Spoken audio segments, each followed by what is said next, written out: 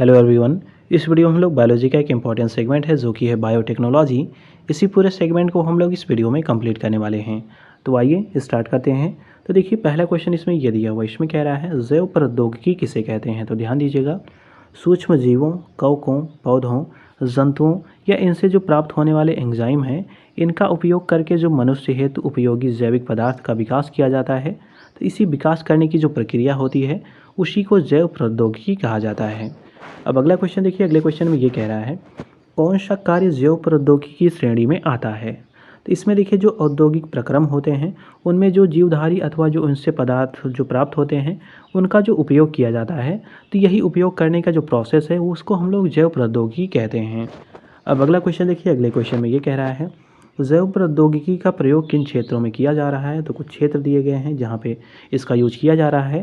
तो ये क्षेत्र हैं जीन का संश्लेषण, दूसरा क्षेत्र है अनुवांशिक रूप से जो रूपांतरित फसलें हैं यहाँ भी इसका यूज हो रहा है। अगला है क्षेत्र संसाधित जो खाद्य पदार्थ हैं यहाँ यूज हो रहा है। अगला है चिकित्सा शास्त्र, अगला है जैव उपचार, अगला है अवशिष्ट निपटान, इसके अतिरिक्त अगला है इसमें ऊर्जा उत्पादन। तो इन सभी जगहों पर जो जो प्रौद्योगिकी है उनका यूज हो रहा है। अब अगला देखिए, अगले क्वेश्चन में ये कह रहा है वर्तमान समय में जैव प्रौद्योगिकी के अंतर्गत किसे शामिल किया जाता है। तो इसके अंतर्गत कुछ क्षेत्र होते हैं जिसको हम लोग इसमें शामिल करते हैं। तो देखिए पहला क्षेत्र है रूपांतरित जीव का विकास जिसको हम लोग जीएमओ कहते हैं, यहाँ यूज होता है। अगला है परखनली शिशु का विकास, तो यहाँ पर भी जैव प्रौद्योगिकी का यूज होता है। अगला है जीन का संश्लेषण एवं उपयोग।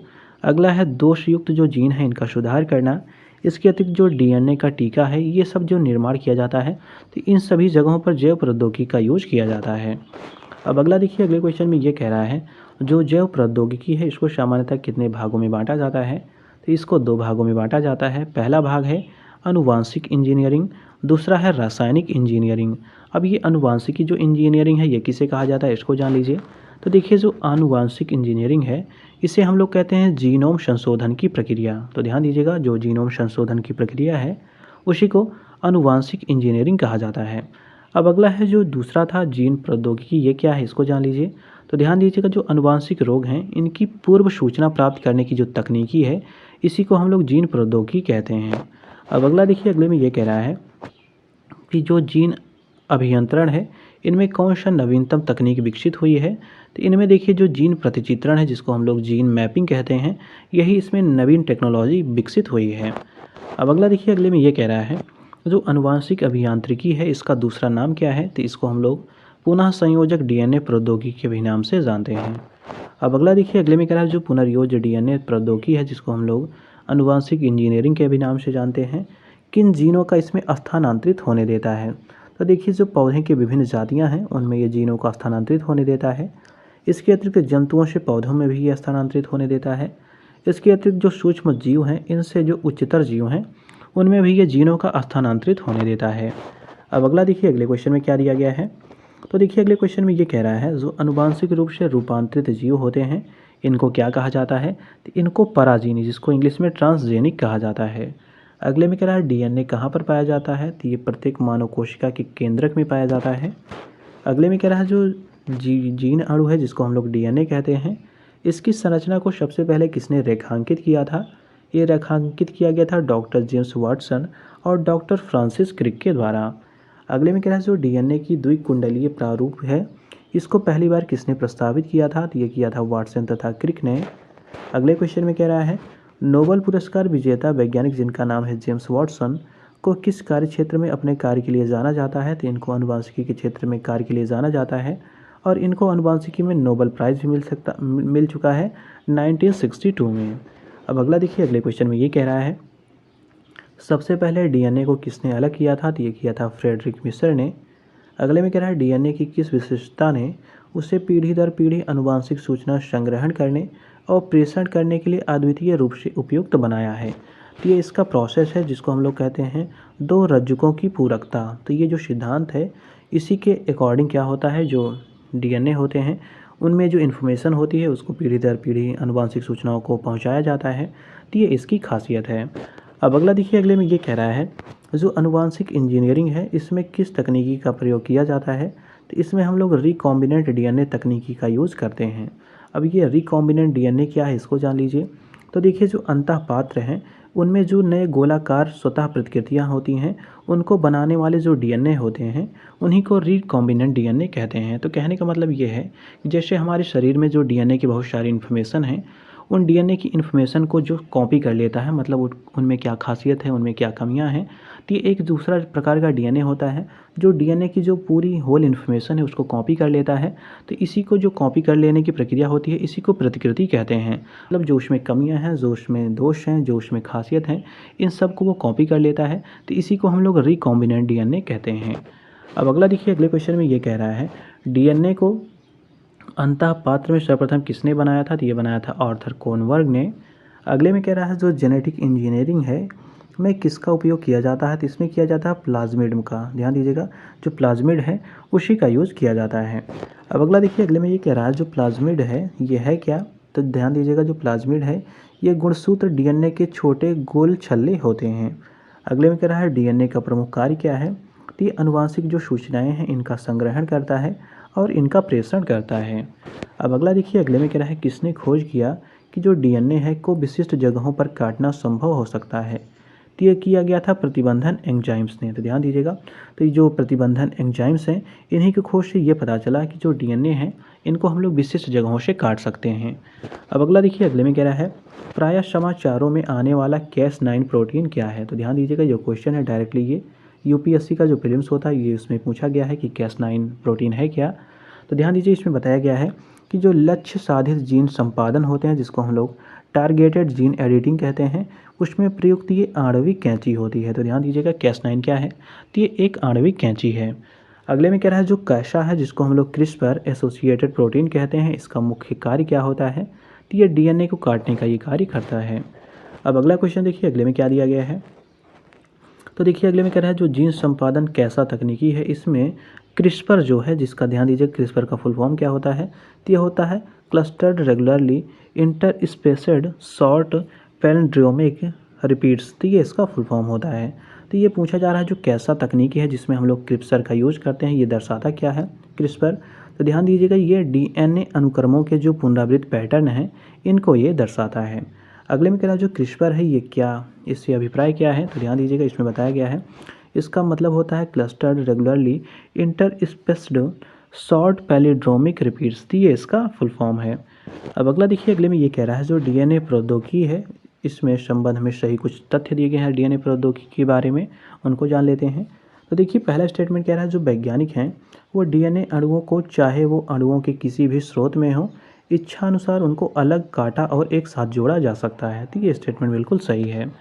अगले स्टेटमेंट में कह रहा है जो डीएनए के टुकड़े होते हैं इनको रिस्ट्रक्शन एंड्रोन्यूक्लियस तथा डीएनए लाइगेज का उपयोग करके जोड़ा तोड़ा जा सकता है। तो ध्यान दीजिएगा, जो डीएनए के अणु हैं या टुकड़े हैं उनको जोड़ा जा सकता है, उनको तोड़ा जा सकता है। तो ये भी स्टेटमेंट सही है। अगले में कह रहा है जो प्रतिजैविक प्रतिरोधी जीन है इनको संवाहक जीन के साथ जोड़ने का कार्य किस एंजाइम के द्वारा होता है? इसका नाम है डीएनए लिगासेज एंजाइम। तो इसी के द्वारा इसको जोड़ा जाता है। अब अगला क्वेश्चन ये कह रहा है बायोचिप में क्या होता है? तो इसमें होता है आरएनए, डीएनए तथा प्रोटीन। अगले में कह रहा है जो जीव अनुवांशिक रूपांतरण में मूल रूप से कितने चरण होते हैं? तो इनमें 3 चरण होते हैं। अब देखिए, जो 3 चरण है वो क्या क्या हैं? तो पहला चरण होता है वांछित जीन जो होता है उसको हम लोग डीएनए, वांछित जीन युक्त जो डीएनए है पहले उसकी पहचान की जाती है। उसके बाद जो चिन्हित डीएनए होता है उसको हम लोग परपोषी में स्थानांतरण करते हैं। इसके बाद उसमें जो तीसरा चरण होता है जो स्थानांतरित डीएनए है उसको परपोषी में सुरक्षित रखना और उसकी संतति में स्थानांतरित करना। तो ये 3 चरण इसमें होते हैं।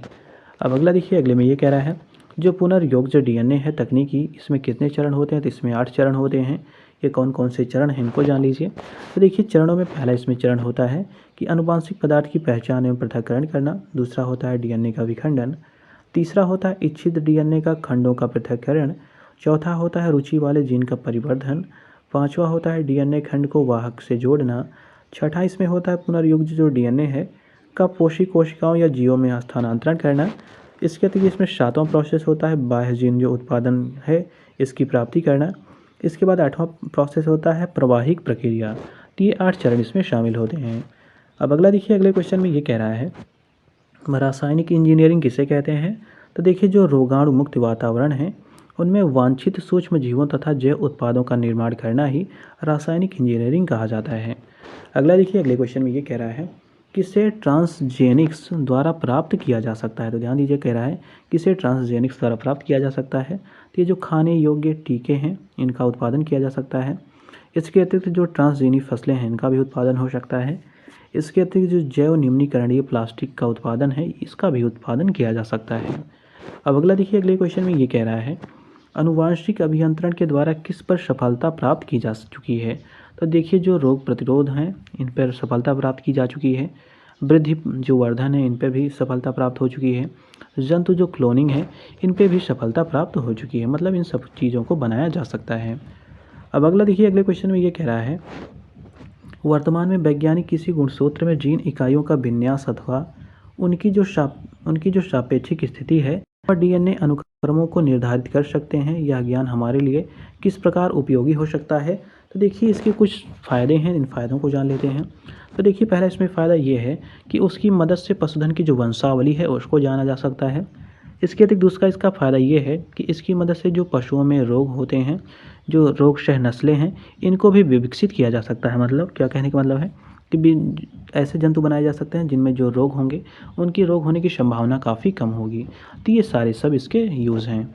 अब अगला देखिए, अगले में ये कह रहा है विज्ञान में हुए अभिनव विकास के संदर्भ में कुछ सही तथ्य दिए गए हैं, तथ्यों को जान लेते हैं। तो देखिए, पहला स्टेटमेंट ये कह रहा है कि प्रयोगशाला में कृत्रिम जो प्रकार्यात्मक डीएनए हैं इनके हिस्से रचे जा सकते हैं, मतलब जो प्रकार्यात्मक डीएनए है उनको बनाया जा सकता है। तो ये स्टेटमेंट सही है।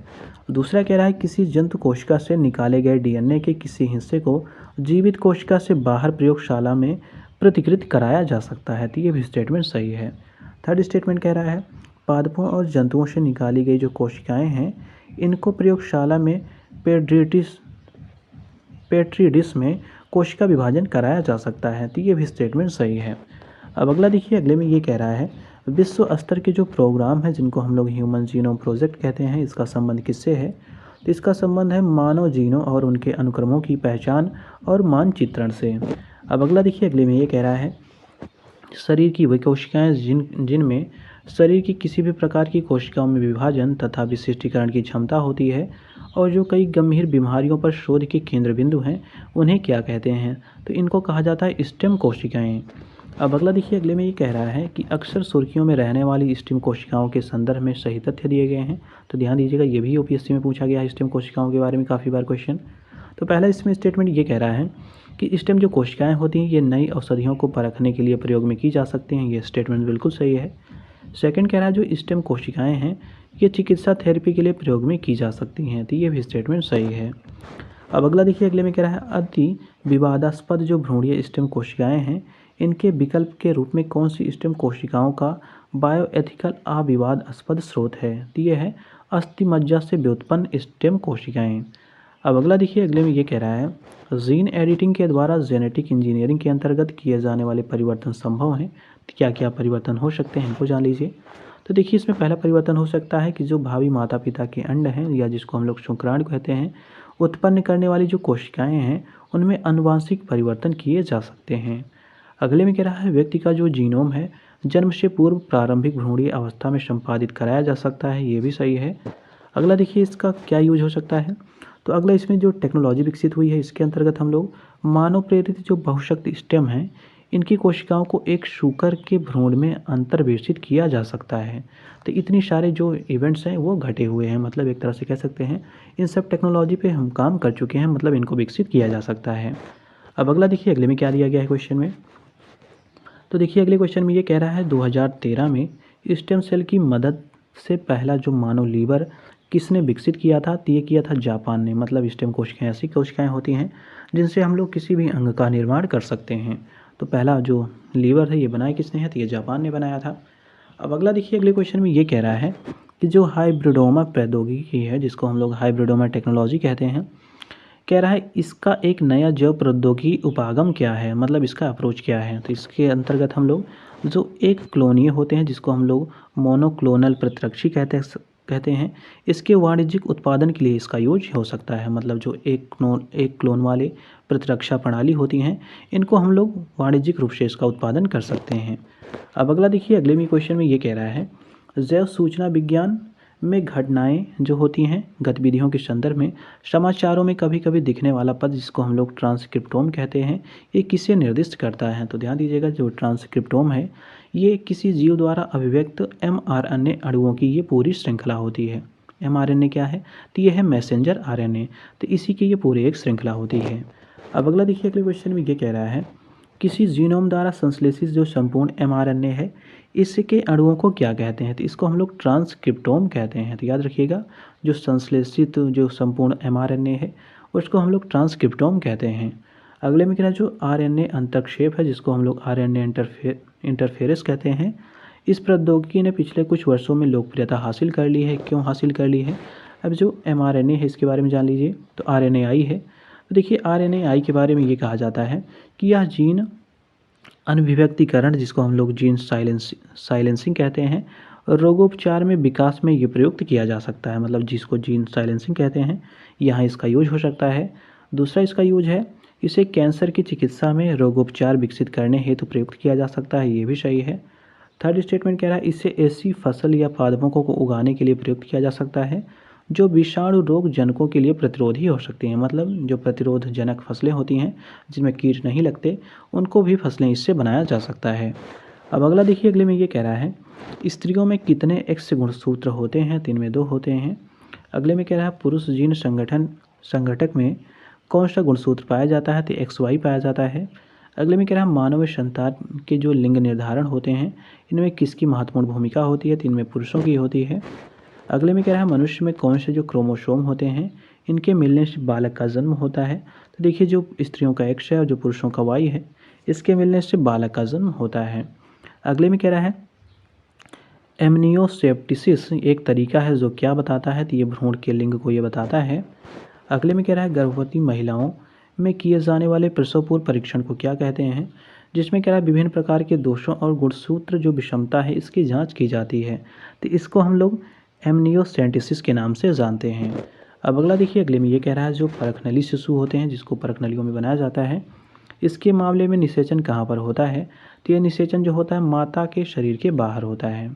अगले में कह रहा है मानव प्रजनन तकनीकी में अभिनव प्रगति के संदर्भ में जो प्राक केंद्रिक स्थानांतरण है जिसको हम लोग प्रोन्यूक्लियर कहते हैं ट्रांसफ़र, इसका प्रयोग किस लिए किया जाता है? तो संतान में देखिए जो सूत्र कणिका वाले रोग होते हैं इनके जो प्रसार होते हैं इनको प्रसार के रोकने के लिए इसका यूज किया जाता है। अगले में कह रहा है जीन के भीतर जो अनुक्रम आधार परिवर्तन है ये क्या कहलाता है? तो इसी को उत्परिवर्तन कहते हैं। अब अगला क्वेश्चन देखिए, अगले क्वेश्चन में क्या दिया गया है? तो देखिए, अगले क्वेश्चन में कह रहा है कौन सा एक सजीव जो है जीवों में एक नई जाति की उत्पत्ति के लिए सर्वाधिक महत्वपूर्ण घटक है? तो ये है उत्परिवर्तन। अगले में कह रहा है जीन के भीतर जो अनुक्रम आधार परिवर्तन है इसको हम लोग क्या कहते हैं? तो ये उत्परिवर्तन कहलाता है। अगले में कह रहा है जब एक जीन जो होता है 2 या 2 से अधिक भिन्न लक्षणों में एक साथ नियंत्रित करता है तो इसे क्या कहते हैं? तो इसको हम लोग बहुप्रभाविता कहते हैं। अब अगले में कह रहा है जो DNA फिंगरप्रिंटिंग तकनीकी है इसका विकास किसने किया था? यह किया था एलेक्स जेफरीज ने। अगले में कह रहा है भारत में किसे DNA फिंगरप्रिंटिंग है इसका पिता या जनक माना जाता है? इनका नाम है लालजी सिंह। अगले में कह रहा है DNA जो फिंगरप्रिंटिंग है इसका आधार क्या होता है? तो यह DNA की बहुरूपता होती है। अगले में कह रहा है अपराध की जांच में DNA परीक्षण हेतु जो नमूने लिए जाते हैं वो क्या होते हैं? तो वो रुधिर कोशिकाएं होती हैं, अस्थि कोशिकाएं होती हैं, बाल हो सकते हैं, रज्जु हो सकते हैं, लार हो सकते हैं। तो ये सब कोई भी चीज़ें यूज की जा सकती हैं। अब अगले में कह रहा है जो मानव अपराध हैं इनकी पहचान सुनिश्चित करने के लिए जैव प्रौद्योगिकी आधारित किस अत्याधुनिक जो तकनीकी है इसको काम में लाया जाता है? तो ये है DNA फिंगरप्रिंटिंग। अगले में कह रहा है अपराधी की पहचान के लिए जो फॉरेंसिक विभाग होता है वह किस तकनीकी का प्रयोग करता है? तो वह DNA फिंगरप्रिंटिंग तकनीकी का यूज़ करता है। अगले में कह रहा है DNA फिंगरप्रिंटिंग का उपयोग किन क्षेत्रों में होता है? तो ये पैतृक विवाद में होता है, न्यायालय जो छानबीन है उसमें, सहायक जो वैज्ञानिक परीक्षण है उनमें भी होता है, संकटापन्न जो प्राणियों के संरक्षण है उनमें भी यूज किया जाता है। अब अगला देखिए, अगले में कह रहा है जो DNA फिंगरप्रिंट है इसके संदर्भ में कौन से सही तथ्य दिए गए हैं? तो आइए देख लेते हैं। तो देखिए, पहला स्टेटमेंट ये कह रहा है कि DNA फिंगरप्रिंटिंग जो होता है पृथत्व स्थापना तथा बलात्कारवादों में अपराधियों की पहचान हेतु एक महत्वपूर्ण परीक्षण बन सकता है। तो ये स्टेटमेंट सही है। दूसरा कह रहा है जो DNA परीक्षण है इसके हेतु बाल जो हैं, रक्त हैं, वीर्य हैं, इनके जो सूक्ष्म नमूने भी अगर प्राप्त हो जाते हैं तो इनसे भी अपराधी जो हैं उनकी पहचान की जा सकती है। अब अगला देखिए, अगले में ये कह रहा है जो शिशु का पितृत्व स्थापित होना होता है, इसके लिए किस तकनीकी का प्रयोग होता है, तो यहाँ पे भी डीएनए फिंगरप्रिंटिंग का यूज़ होता है। अगले में कह रहा है डीएनए फिंगरप्रिंटिंग के उपयोग द्वारा इंग्लैंड में पहला अपराध किस वर्ष में हल किया गया, तो ये किया गया था 1986 में। अगले में कह रहा है उंगलियों के जो निशान हैं को बहुरंगीय सतह पर उभारने के लिए क्या प्रयुक्त होता है, तो फ्लोरेसेंट पाउडर का यूज़ किया जाता है। काफ़ी इंपॉर्टेंट है, ये बहुत बार पूछा गया है। तो पाउडर का नाम है फ्लोरेसेंट पाउडर। अब अगला देखिए, अगले में ये कह रहा है किसी व्यक्ति की ज्यामितीय जो पहचान है, वो कह रहा है उसके हित जो अंगुली छाप क्रमवीक्षण है, इसके अलावा किसे प्रयोग में लाया जा सकता है, तो इसके अतिरिक्त देखिए जो परितारिका क्रमवीक्षण है इसका भी यूज हो सकता है, दृष्टिपटल जो क्रमवीक्षण है इसका भी यूज हो सकता है, कान के आधार पर पहचान हो सकती है, चेहरे की पहचान के आधार पर इसकी पहचान हो सकती है, जो उंगलियों के 3D ज्यामितीय विन्यास है इनके आधार पर पहचान हो सकती है, व्यक्तियों की चाल के आधार पर पहचान हो सकती है, हाथ की ज्यामितीय जो विशेषता है इनके आधार पर भी पहचान हो सकती है, गंध के भी आधार पर पहचान होती है। इसके अतिरिक्त देखिए जो टाइपिंग के अनोखेपन है इन पर भी आधारित पहचान हो सकती है। वाक का अभिविन्यास जो है इस पर भी जांच हो सकती है, इसके आधार पे भी। हथेली की जो नसों के विन्यास हैं इनके आधार पे भी जांच हो सकती है। अब अगला देखिए, अगले में कह रहा है जो क्लोनिंग होती है वो किससे कहते हैं, तो ध्यान दीजिए काफ़ी इंपॉर्टेंट है ये। तो कह रहा है एक जब मातृजनक जो हो सकता है माता या पिता कोई भी हो सकता है, इससे गैर लैंगिक विधि द्वारा उत्पादित जो क्लोन होते हैं जो अपने जनक से शारीरिक एवं आनुवंशिक रूप से पूर्णतया समरूप होते हैं। मतलब कहने का तात्पर्य ये है कि जैसे माता या पिता किसी का भी एक का डीएनए लिया जा सकता है और इनको गैर लैंगिक विधियों द्वारा इनको हम लोग एक नए जीव के विकास कर सकते हैं, मतलब कह सकते हैं एक नया इंसान बनाया जा सकता है। तो इसी को क्लोनिंग कहते हैं। मतलब सिर्फ एक ही आदमी का यूज़ किया जा सकता है, चाहे माता का यूज़ किया जाए इन में से किसी से एक के भी द्वारा एक नए जीव को बनाया जा सकता है जो एकदम हूबहू कैसे होगा, जो संतान होगा वो अपने पेरेंट के ही समान होगा। तो इसी को क्लोनिंग कहा जाता है। अब अगला देखिए, अगले में ये कह रहा है जो कायिक कोशिकाएं होती हैं ये न्यूक्लियर अंतरण प्रौद्योगिकी जिसको हम लोग somatic cell nuclear transfer technology कहते हैं, इसका अनुप्रयोग क्या है, तो ये जंतुओं की जो जननानीय जो क्लोनिंग है उसकी जगह इसका अनुप्रयोग किया जा सकता है। अब अगला देखिए, अगले में ये कह रहा है जीव के जो क्लोन होते हैं किस विधि द्वारा उत्पन्न किए जाते हैं, तो जो क्लोन होते हैं वो अलैंगिक विधि द्वारा बनाए जाते हैं। अगले में कह रहा है जो क्लोनिंग तकनीकी है इसके द्वारा विकसित सर्वप्रथम क्लोन कौन सी थी, तो ये थी एक भेड़ जिसका नाम था डॉली। अब अगला देखिए, अगले में ये कह रहा है मनुष्य द्वारा निर्मित जो आनुवांशिक रूप से अभिनियंत्रित प्रथम जीवित जीव था वो कौन सा था, तो वो थी डॉली जो एक भेड़ थी। अगले में कह रहा है वो पहला स्तनपायी कौन सा था जिसका जो प्रतिरूप है जिसको क्लोन कहते हैं, वो एडिनबर्ग स्कॉटलैंड के रोजलिन संस्थान में तैयार किया गया था, तो ये थी एक भेड़ जिसका नाम डॉली था। अब अगले में कह रहा है एक वयस्क जो दैहिक कोशिका है इससे क्लोन की नई जो स्तनपायी है डॉली जिसको भेड़ कहते हैं, इसके बारे में कुछ सही तथ्य दिए गए हैं, इनको जान लेते हैं। तो देखिए कह रहा है जो डॉली का विकास है वो 5 जुलाई 1996 को हुआ था। दूसरा कह रहा है जो डॉली का जन्म है वो इयान बिलमुट, कीथ कैपेबल तथा उनके सहयोगियों के प्रयोग से ये संभव हुआ था, ये भी सही है। अगले में कह रहा है जो डॉली है वो स्कॉटलैंड में पैदा हुई थी जो कि एक भेड़ थी। अगले में कह रहा है जो डॉली है उसकी मृत्यु 2003 में फेफड़े की बीमारी के कारण हुई थी। अब अगला देखिए, अगले क्वेश्चन में ये कह रहा है एनडीआरआई करनाल हरियाणा में है, यहाँ के वैज्ञानिकों ने किस जानवर का दूसरा क्लोन विकसित किया था, तो ये था भैंस का क्लोन। अगले में कह रहा है गरिमा फर्स्ट और गरिमा सेकेंड किसका नाम है, तो ये क्लोन्ड जो भैंस का नाम है। क्लोन्ड भैंस का मतलब क्या है कि इसको आर्टिफिशियल मतलब प्रयोगशाला में बनाया गया था। अब अगला देखिए, अगले में ये कह रहा है किस देश में पहला जो ट्रांसजीनी दमकता हुआ शुगर उत्पन्न किया गया था जो अंदर बाहर सब हरा था, ये बनाया गया था ताइवान में वर्ष 2006 में। अब अगला देखिए, अगले में ये कह रहा है जो करनाल के वैज्ञानिक हैं इनके द्वारा फरवरी 2009 में विकसित विश्व का पहला जो क्लोन बछड़ा था उसका नाम क्या था, तो इसका नाम था समरूपा। अगले में कह रहा है विश्व के प्रथम जो क्लोन ऊँट है उसका की नाम क्या था, तो इसका नाम था इंजाज जो कि वर्ष 2009 में दुबई में बनाया गया था। अगले में कह रहा है विश्व का पहला ऊँट अस्पताल किस शहर में स्थित है, तो ये दुबई में है जिसको बनाया गया था दिसंबर 2017 में। अगले में कह रहा है मानव वृद्धि हार्मोन जीन का प्रयोग करके एक ऐसा चूहा पैदा किया जाए जो चूहे के सामान्य आकार से 8 गुना बड़ा हो, इस तकनीकों को क्या कहेंगे, तो इसी को कहा जाता है आनुवांशिक इंजीनियरिंग। अगले में कह रहा है मानव के जो आनुवांशिक बीमारियां हैं इनके उपचार हेतु कौन सी जीन थेरेपी यूज में लाई जाती है, तो इसको हम लोग कहते हैं सोमैटिक जीन थेरेपी। अगले में कह रहा है जीन चिकित्सा में एक त्रुटिपूर्ण जीन के कार्य को ठीक करने हेतु क्या किया जाता है? तो देखिए इनको ठीक करने के लिए जो विकृत जीन होते हैं, मतलब जो खराब जीन होते हैं, उनको हटाया जाता है। इसके स्थान पर कोई सही जीन को प्रविष्ट कराया जाता है। इसके अतिरिक्त जो जीन चिकित्सा है, इसके माध्यम से हीमोफीलिया, कैंसर, हृदय रोग, सिस्टिक जो फाइब्रोसिस है, पार्किंसन है तथा मधुमेह है, इनके भी इलाज संभव हैं। अब अगला क्वेश्चन ये कह रहा है, जीन चिकित्सा कितने प्रकार की होती है? तो ये 2 प्रकार की होती है। पहला प्रकार है कायिक कोशिकीय जो जीन चिकित्सा है, दूसरी है जनन कोशिकीय जीन चिकित्सा। अब देखिए इसमें अगला क्वेश्चन ये कह रहा है, जो कृत्रिम हृदय है इसका आविष्कार किसने किया था? तो ये किया था पॉल विंचेल ने। अगले में कह रहा है कौन सी चिकित्सा जो औषधियाँ हैं विश्व में मनुष्य के प्रयोग हेतु स्वीकृति की गई हैं? तो ये हैं रिकॉम्बिनेंट। अब अगला देखिए, अगले में कुछ महत्वपूर्ण दवाइयाँ हैं, उनके अनुप्रयोग बताए गए हैं, इनको जान लेते हैं। तो देखिए पहली दवा है, इसका नाम है इंसुलिन। ये मधुमेह के स्तर को नियंत्रित करने में काम आता है। अगला है सोमैटोस्टेनिन। क्या है? सोमैटोस्टेनिन। ये क्या काम करता है? तो ये बौनेपन की जो बीमारी है इसको नियंत्रित करता है। अगला है इंटरफेरॉन। ये काम क्या करता है? तो ये वायरल संक्रमण को ये रोकने में ये असरदार है।